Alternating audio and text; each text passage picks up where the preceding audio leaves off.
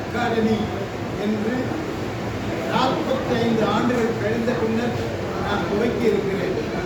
அதாவது இந்த விழா மிக சிறப்பான விழாவாக இருக்கப்பட வேண்டும் என்று விரும்பி இதனை நான் இப்போது நடத்திக் கொண்டிருக்கிறேன். அதாவது படிக்காத பலர் கல்லூரி என்று துவக்குகிறார்கள். படித்த நாம் ஏன் கல்லூரியை துவக்கக்கூடாது என்ற எண்ணத்திலே துவக்கியதுதான் இல்லை. அது மட்டும் இல்லாமல் பலர் வேலை வாய்ப்புகள் இல்லாமல் ஆஃப்டர் எஜுகேஷன் எம்பிபிஎஸ் படிக்கிறார்கள், பிஇ படிக்கிறார்கள், பிடெக் படிக்கிறார்கள், எம்பிஏ படிக்கிறார்கள். என்னிடம் 10,000 ரூபாய் சம்பளம், 12,000 ரூபாய் சம்பளம், 15,000 ரூபாய் சம்பளம், மிக குறைந்த சம்பளத்திலே பல மாதங்கள் பணிபுரிய வருவதை நான் சிந்தித்து பார்த்துவிட்டால் முடிவிற்கு நான் வந்திருக்கிறேன். இந்த முடிவு தனிப்பட்ட வளர்ச்சியாகவோ தனிப்பட்டதை நான் வெற்றி பணம் சம்பாதிப்பதற்காகவோ சத்தியமாக கிடையாது. பணம் கிடைக்கும், இப்பொழுது கிடையாது. பின்னர் நான் என்ன செய்ய வருகிறேன் என்றால் ஒரு நிறுவனம், இந்த நிறுவனத்தில் டைபிஸ்ட் மற்றும் மேனேஜ்மெண்ட்டும் சிஎம் மற்றும் போன்றவை இருக்கிறது. அவற்றை இந்து தினத்தந்தி போன்ற நாடு இதழ்களில் பரப்பினால் அவர்கள் கிடைத்துள்ளார்கள். ஆனால் டிடெக்டிவ் வேண்டும் என்று யாரும் கேட்டதும் இல்லை, அனுப்பியதும் இல்லை. அவர்கள் யாரும் கிடையவும் கிடையாது. அப்படி இருக்கக்கூடாது என்ற ஒரு எண்ணத்தின் காரணமாக நான் இந்த துறையை சிறப்புடன் நடத்த வைக்க வேண்டும் என்று ஒரு கல்லூரியின் தலைவரை வேண்டி விரும்பி இங்கே வருமாறு கேட்டுக்கொண்டது இணங்க அவர் வந்திருப்பது கைத்தட்டங்கள் என்று மகிழ்ச்சியான பேச்சு. கை தட்டங்கள் என்றால் கை தட்டாமல் விட்டவே வேண்டாம். ஏனென்றால் கல்லூரியின் முதல்வர் உப்பரின் நிறுவனத்திற்கு வந்து அவர்கள் நன்றாக விளங்கி பெரிய லெவலில் வர வேண்டும் என்று விரும்பி வந்திருக்கிறார். அதே போல் போலீஸ் அதிகாரி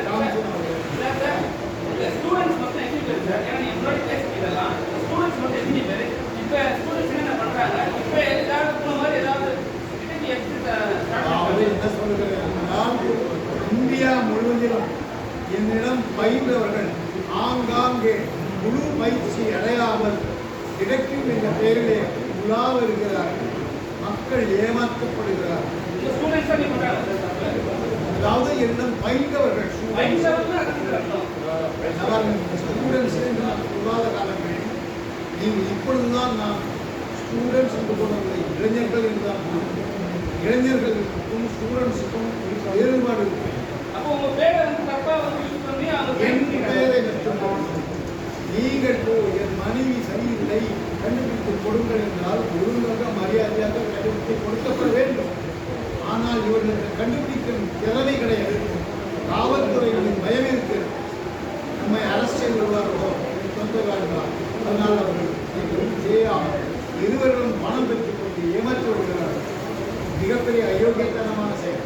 அவை இந்தியா முழுவதும் இருக்கிறது. ஒரு 10 வருஷத்துக்கு முன்னாடி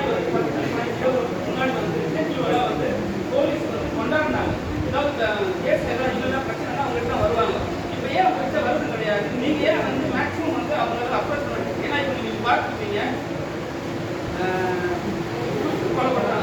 கொலைப்படுறாங்க. ஆக்சுவலாக வந்து என்ன சொல்கிறாங்கன்னா அதை தற்கொலை சொல்ல மாட்டாங்க, கொலைன்னு சொல்ல மாட்டாங்க, என்ன சொல்கிறாங்க?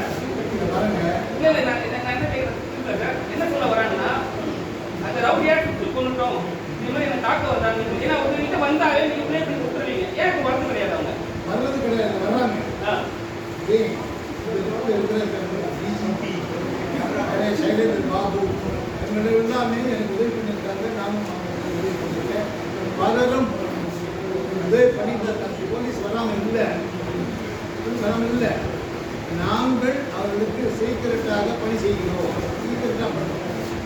அதாவது என்ன ஆகுது என்றால் பல தவறுகள் செய்வதனால் பல தவறுகள் செய்து கொண்டிருப்பதால் அவர்கள் வளர்கிறார்கள். அதாவது என்னை சொல்லிக் கொடுக்கிறேன். என்னிடம்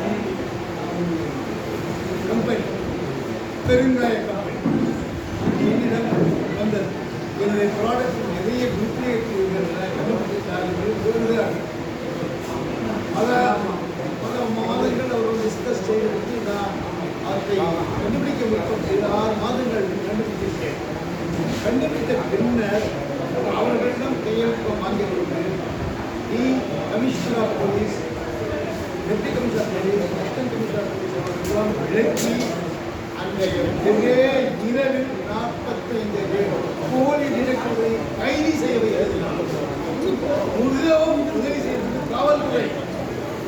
இப்போது இருக்கும் டிஜிபியாக இருக்கிறது சங்கர் ஜிவால் அவர்கள் கமிஷனராக இருந்து 100 போலீஸை அனுப்பி டிசிபி, ஐஜி, டிஐஜி அனைவருமே அனுப்பி 45 பேருக்கு மேலாக அரஸ்ட்.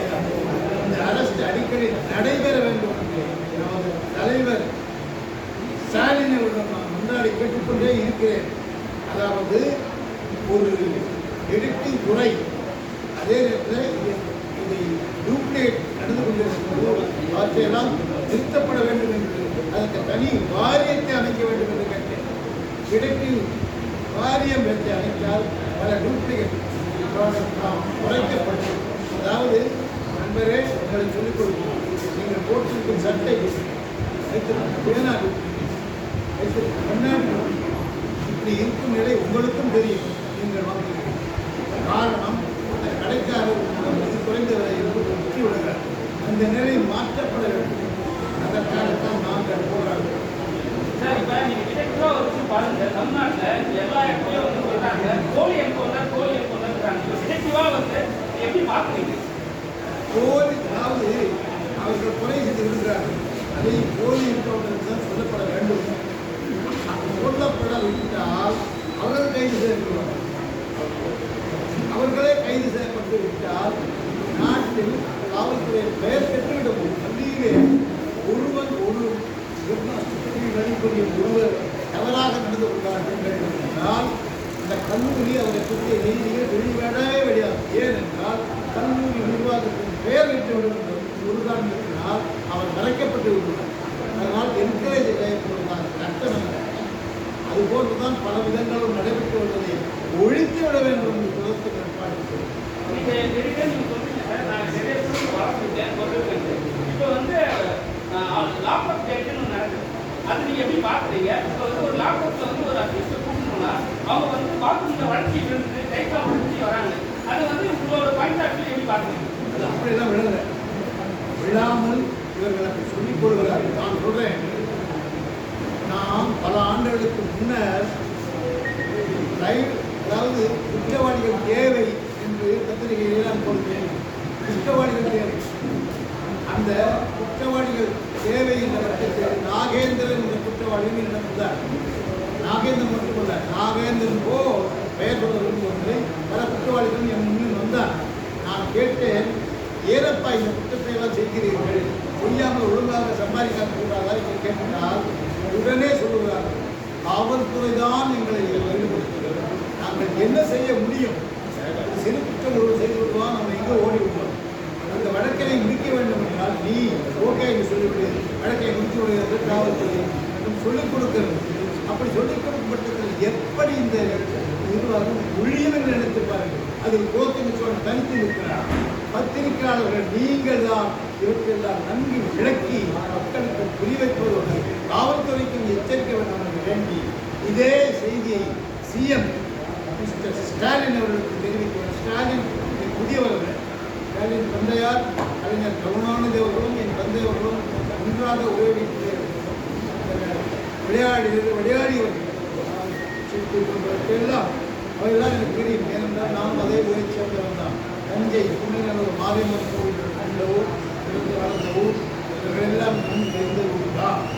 அந்த வகையிலே சசிகலா நடராஜன் மிகவும் நெருங்கிய நண்பராக இருந்தார். அவர் நம்பி பள்ளிகள் கொடுத்திருந்தவர். நான் எந்த கட்சியும் சேராது. நடுநிலையாக அனைத்து மக்களுக்கும் டாக்டர்கள் உதவி செய்து கொண்டிருக்கிறேன். நான் கோரிக்கை வைப்பதென்றால் எதிர்கொண்டே இருக்கிறேன். நடைபெறவே இல்லை.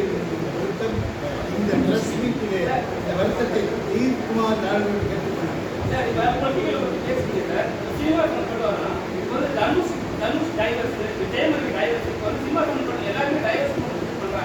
நீங்கள் வந்து அந்த இலக்கில் இருக்கீங்க, கண்டிப்பாக உங்களுக்கு யாராவது அப்ரோச் பண்ணியிருப்பாங்க, இல்லை உங்கள் ஃப்ரெண்ட்ஸ் சர்க்கிள் யாராவது சொல்லியிருப்பாங்க. இது எப்படி நடக்குது? அது இன்னைக்கு தான் என் பையன் ரைட் ஓகே இது அப்பா சொல்லும்போது இப்போ இந்த கட்டணம் ரைட்டு அவங்க ஐஸ்வர்யா கவனிச்சிருக்காங்க இப்போ ஐஸ்வர்யா ரஜினிகாந்த் ஆகிட்டாங்க அதை பற்றி ஏதாவது இதில் நான் என்ன சொல்லணும்னு விரும்புகிறேன். அதாவது டைவர்ஸை பற்றி உங்களுக்கு தெரியுமா டைவர்ஸ் சொன்னீங்கன்னா அதை ஏன் அவளை சகஜமாக போடுங்கன்னா யாரும் சரி அப்போ டைவர்ஸ் வந்து ஆட்டோமேட்டிக்காக வரும். சாதாரண குடும்பங்களில் வந்து ஒரு பெண்ணை விரும்பி பண்ணுறோம், பையனை விரும்பி பண்ணுறோம், கல்யாணம் பண்ணிடுறோம். ஒரு நல்ல பொண்ணு தான் இருக்கிறோம், பையன் நல்ல பையன் தான் பண்ணணும், கல்யாணம் நடக்குது, சிறப்பாக குடும்பம் நடத்துகிறாங்க. ஆனால் அந்த நடப்பு அங்கே இல்லை. ஒரு சினிமாக்காரர் நடிகர் என்றால் அவருக்கு தெரியும், நடிகை என்றால் அவருக்கு தெரியும். நடிகை என்றால் இப்படித்தான் இருக்க வேண்டும் என்ற நியதி வரலாறு இருக்கிறது. யாராலும் அதை ஒதுக்க முடியவில்லை. ஏனென்றால் நடந்து கொண்டே இருக்கிறது. இந்த காலத்தில் சின்னப்பா அவர்கள் அவர்கள் எப்படி எடுத்தாலும் அண்ணாத்துறை கூறினார்கள், வாங்கி பரிதாண்ட 10 வந்து நான் முனிவனும் வந்தான். ஆனால் அண்ணாத்துறை இருந்திருந்தால் அவர் என்ன பதில் கூறுவார் தெரியுமா? ஆம், நான் கூறிய உண்மை, வாங்குவதி பட்டி தாண்ட விலை என்றுதான் போட்டேன். நான் முனிவனின் தான் முனிவன் இல்லை, நான் பெரிய அதிகாரிகள் தான் கூறுகிறேன். எதுவுமே நான் தப்பாக கூறவில்லை என்று தப்பிப்பவர் வார்த்தைகள் வருகின்றன.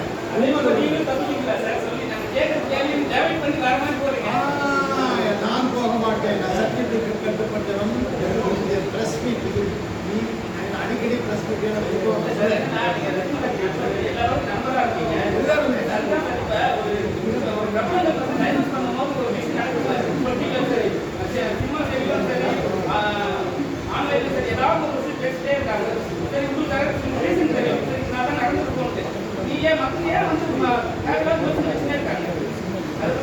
பாருங்க, மாதிரி போயிட்டு இருக்கிற நிலைமையை நீங்க எப்படி மாற்றணும்னு நீங்க நினைக்கிறீங்க?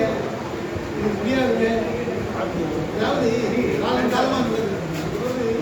சின்னப்பா அந்த காலத்திலிருந்து என்ன நடக்குதோ அதை நான் சொல்றேன். அதனால இதை வந்து நீங்க மாற்ற முடியாது, உங்களையே மாற்ற முடியாது. நீங்க உங்க பர்சனல் கேரக்டர் யாருன்னு நான் கண்டுபிடிச்சேன்னா நீங்க பழமையாக வச்சுக்கலாம். அந்த மாதிரி நான் மீட்டிங்ல வேற பேசணும்னா வேற மாதிரி பதில் அந்த பயம் சார் சார் ஒரு 10-15 வருஷத்துக்கு முன்னாடி நிறைய டெக்னாலஜிஸ் கிடையாது. குற்றங்களை கண்டுபிடிக்க உங்களை நாடினாங்க. இப்போ வந்து ஈஸியாக கண்டுபிடிச்சிடுறாங்க. இதுக்கப்புறமும் காவல்துறை அதிகாரிகள் குற்றங்களை கண்டுபிடிக்க உங்களை நாடுவாங்க நீங்கள் எதிர்பார்க்குறீங்களா? ஈஸியாக ஒன்றும் கண்டுபிடிக்க முடியாதுங்க. குற்றங்கள் வந்து அவளை எழுதல் கிடையாது. அவரோட பேர் அறிவாளிகள் தான் குற்றங்கள் செய்யலாம். அதனால தான் ஒரு காலத்தில் கிரிமினல்ஸ் வாண்டட்னா பவர். அதனால் அது வந்து யாராலே கண்டுபிடிக்க முடியாது. போலீஸுக்கு இருக்கிற பவர் அவன் என்ன நினைக்கலாம் சொல்றதை கேட்கணும் அப்படின்னு நினைக்கிறான். கேட்காட்டி அவன் அரெஸ்ட் பண்ணுறாங்க. பொய்யான வழக்கு போட்டு அரெஸ்ட் பண்ணுறாங்க. அப்போ அவன் பாதிக்கப்படுறான். அதுக்கு பயந்துக்கிட்டு அவன் கட்டுப்பாடு. அதுதான் நாகேந்திரன் வேலை. இப்போ வந்து பார்த்தீங்கன்னா ஒரு செல்ஃபோனை வச்சு ரோட்டில் உள்ள கேமரா வச்சு ஈஸியாக கண்டுபிடிச்சிடறாங்க சார். பாருங்க, கண்டுபிடிச்சி என்ன உபயோகப்படுதுன்னா அவங்களுக்கு மணிமன்றத்துக்கு உபயோகம், குற்றத்தை திருத்தத்துக்கு உபயோகம் கிடையாது. ஏன்னா நாங்கள் தான் பாடுபட்டு இருக்கேன். 45 வருஷமா இதே பாடு. எனக்கு பங்களா கிடையாது. எனக்கு நான் வாங்கினேன் 75,000 75 கோடி. நான் ஒன்றும் செய்கிறேன். அது நானாக வளர்ந்துச்சு. அது என்னுடைய நல்ல எண்ணங்கள் வளர்ச்சி கொடுத்து. அதனால் நான் அதெல்லாம் மாறிவிட்டேன். உங்களை போலி காவல்துறையெல்லாம் இன்னும் கொஞ்சம் திருந்தி நல்ல கூட வாழ்ந்தார். ரொம்ப ஒன்றும் சின்ன உதாரணத்துக்கு சொல்லுவேன்.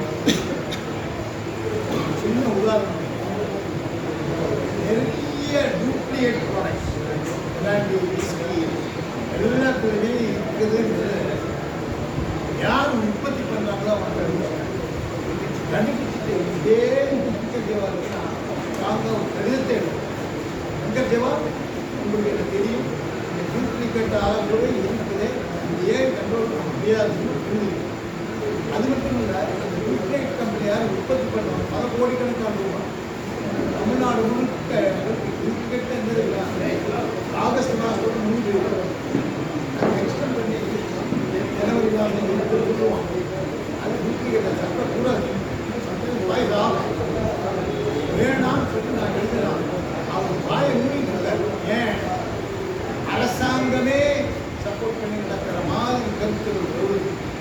அதனால தான் இந்த டாஸ்மாக் டைரக்டர் அதாவது டாஸ்மாகோட கமிஷனர் சீஃப் அவர் கூட ஆக்ஷன் அது அமுதாங்க அவங்களும் நடவடிக்கை இருக்காங்க வேறு டிரான்ஸ்ஃபர் இது என்ன கண்டுபிடிச்சது நான் என்கிட்ட எவிடன்ஸ் இப்பயும் எனக்கு வந்து இல்லை யாருக்கு ப்ராடக்ட் வச்சிருக்கேன் காமிச்சிருக்கேன் ஒரு ஆக்ஷன் இல்லை எனக்கு நான் பர்சனலாக ப்ரெஸ் மீட் நடக்குது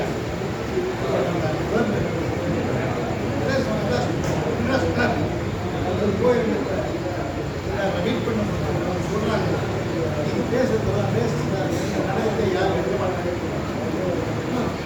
சரி எனக்கு அது தக்காரு கிளையண்ட் எங்கே வந்து நான் பண்ணிக்கிறேன் தலைவர் இருக்கார் மாணவர்களை பரிசோதனை நல்ல மாணவர்களா என்று நீங்கள் சக்தி தந்தால் நன்றாக என்று கூறுகிறார் நான் பண்ணி கொண்டிருக்கிறேன் அவர் எனக்கும் அவர்களுடைய தனிப்பட்ட தொடர்பு அவர்களை அரசாங்கமே செய்யப்பட வேண்டும் என்றால் அரசாங்கம் நடக்கவே இல்லை அதாவது தலைவர் அண்ணா யூனிவர்சிட்டியோட வைஸ் சான்சலர் என்பவர் என்னிடம் வழக்கை கொடுத்தால் கல்லூரி மாணவர்களால் இந்த கண்டுபிடிப்பை சரியாக எழுத வேண்டும் என்றால் அப்போதிருந்து எஜுகேஷன் செக்ரட்டரி ஸ்ட்ரைக் செய்து விடுவார்கள் தயவு செய்து இது தலையிட வேண்டாம் நான் எடுத்த முயற்சியெல்லாம் வீண் என்ன செய்வது தனிப்பட்ட முறையில் என்னிடம் எது வழக்கு கொடுக்கிறதோ அவற்றை மட்டும் செய்து மகிழ்ச்சியாக இருக்கிறேன் நான் மகிழ்ச்சியாக இருக்கிறேன் சார் என்ன சார் அது தலைவர் அவர்களை கேட்க வேண்டும் அவர் செய்ய முடிந்தால் தளபதி அதாவது திருப்பதியின் சோழன் செய்வார் எங்கே தளபதி எங்கே தளபதி சார் இந்த டிடெக்டிவ் மூலிமா அரசு உங்களுக்கு ஏதாவது உதவி நாடிருக்காங்களா அரசு வந்து உங்கள் ஏதோ ஒரு பிரச்சனைக்காக உங்களை நாடிருக்காங்களா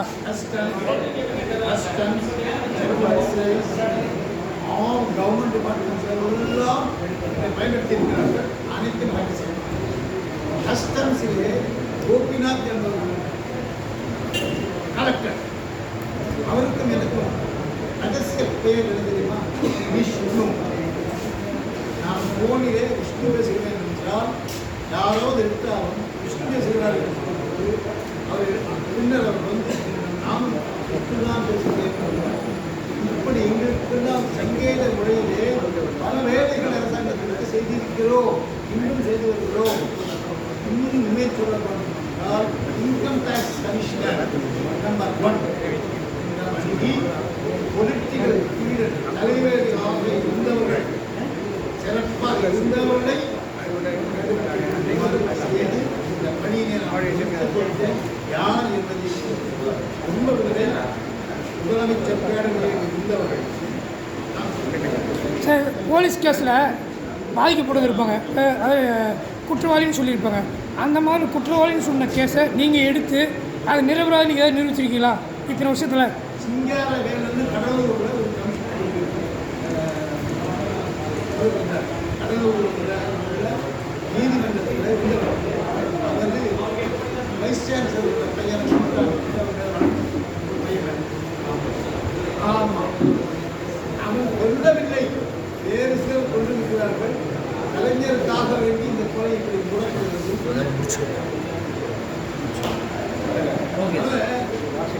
கண்டுபிடிக்க முடியாததெல்லாம் நான் கண்டுபிடிச்சு சொல்லியிருக்கேன் அது நீங்கள் எடுத்துக்கிறதுன்னு நான் என்ன பண்ண முடியும் நீங்கள் என்ன பண்ணியிருக்கீங்கன்னா அதுக்கு தகுந்தமான ஆதாரம் இருக்குது கொலை நடந்துருக்கு கலைஞர் சொல்கிறாங்க இந்த கொலை அந்த கட்சிக்காரங்க அப்போ அவங்க என்ன பண்ணுறாங்க அதுக்கு எப்படியெல்லாம் பண்ணணும் பேசணுன்றது அப்படி சொல்லும்போது அதை தான் கலைஞர் கொடுத்து கேட்குறாங்க அப்போ குற்றவாளி மறைக்கப்படணும் இங்கே நான் என்ன இருக்கீங்க நன்றி sir thank you sir thank you sir போகிறப்பா தேங்க்யூ சார்